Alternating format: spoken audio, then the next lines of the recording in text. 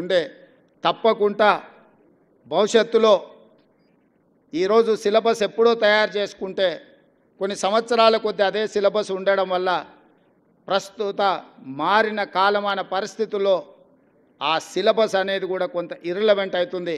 అందుకే మా ప్రభుత్వం స్పష్టమైన నిర్ణయం తీసుకున్నది, విద్యా కమిషన్ అపాయింట్ చేయాలని. విద్యా కమిషన్ ద్వారా మీ అవసరాలు ఎప్పటికప్పుడు ఎట్లయితే మైనారిటీ కమిషన్, ఎట్లయితే మహిళా కమిషన్ అపాయింట్ చేసి ఎప్పటికప్పుడు వాళ్ళ సమస్యల్ని ఫిర్యాదు చేసుకోవడానికి ఒక అవకాశం కల్పించి ఆ సమస్యల్ని పరిష్కరించడానికి ఎట్లయితే కమిషన్స్ ప్రభుత్వాలకు రికమెండేషన్స్ ఇచ్చి ఆ ప్రభుత్వాల సమస్యలు పరిష్కరిస్తున్నాయో మా ప్రభుత్వం స్పష్టంగా 2 ప్రాంతాలను ప్రత్యేకంగా గుర్తించింది. ఒకటి విద్య, 2 వ్యవసాయం.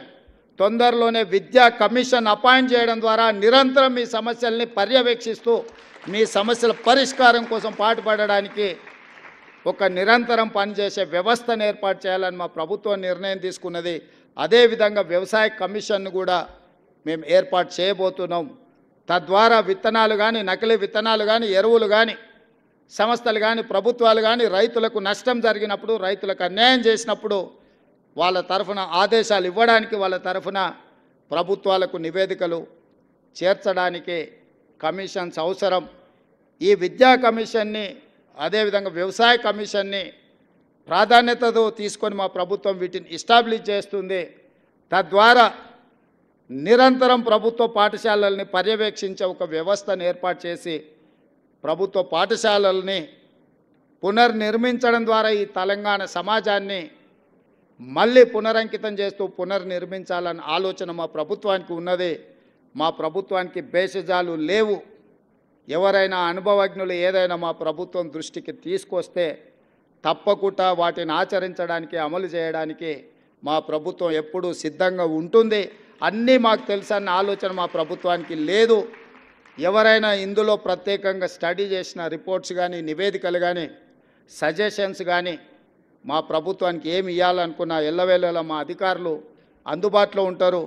మా అధికారుల దృష్టికి తీసుకొస్తే నేను కూడా వాళ్ళు సూచించిన వ్యక్తులను, సంస్థల్ని కలవడానికి నాకు ఎలాంటి అభ్యంతరం లేదు. అందుకే ఈరోజు మిమ్మల్ని అందరినీ ప్రత్యేకంగా కలిసిన సందర్భంగా నాకు చాలా సంతోషం అనిపించింది. ప్రభుత్వ పాఠశాలల్లో కూడా ప్రతిభ కలిగిన విద్యార్థులు ఉన్నారంటే మీ విద్యార్థులు, మా ప్రభుత్వం తరఫున ఈ రాష్ట్రానికి గౌరవం తెచ్చిన విద్యార్థులు మళ్ళొకసారి విద్యార్థులకు ఇక్కడికి వచ్చిన 230 మంది అనుకుంటాను విద్యార్థులు ఇక్కడికి వచ్చిండ్రు. మీకు అందరికీ మనస్ఫూర్తిగా అభినందనలు తెలియజేస్తూ, ఇంతకుముందు ఫ్రీ అడ్మిషన్ అనేది అన్నారు, మరి అది ఇంటర్వ్యూసా ఫ్రీనా నాకు అర్థం కాలే. మా బుర్రా వెంకటేశం గారికి నేను ఆదేశాలు ఇస్తున్నా, ఈ 10/10 వచ్చిన విద్యార్థులకు ఫ్రీ అడ్మిషన్స్ కావాలని వాళ్ళు ఒక సూచన చేసిండ్రు. అదేందో నోట్ చేసుకొని వాళ్ళ ఫీ గవర్నమెంట్ పే చేయాలన్నా మాకు అభ్యంతరం లేదు. రెసిడెన్షియల్ కాలేజీలలో వాళ్ళ అడ్మిషన్లు అయినా తక్షణమే ఆ అడ్మిషన్స్ ఎట్లా వాళ్ళకి ఇప్పించాలనో మా సెక్రటరీ గారు ఇమ్మీడియట్గా దాని మీద దృష్టి పెట్టాలి.